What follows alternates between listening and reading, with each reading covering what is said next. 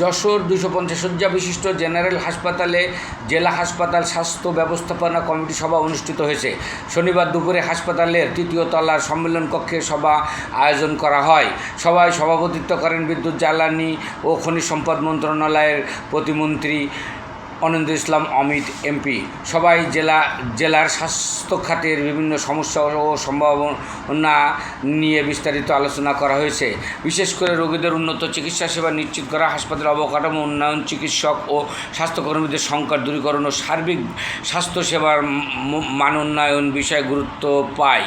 সবাই উপস্থিত ছিলেন যশোর জেলা প্রশাসক মোহাম্মদ আশেক হাসান, যশোর মেডিকেল কলেজের অধ্যক্ষ আবু হাসনাত মোহাম্মদ আহসান হাবিব, 250 শয্যা বিশিষ্ট জেনারেল হাসপাতালের তত্ত্বাবধায়ক মোহাম্মদ হুসাইন সাফায়েত, যশোর জেলা বিএনপির সভাপতি সৈয়দ সাবিরুল্লাহ সাবু, সাধারণ সম্পাদক দিলার হোসেন খোকন, স্বাস্থ্য বিভাগের ঊর্ধ্বতন কর্মকর্তারা।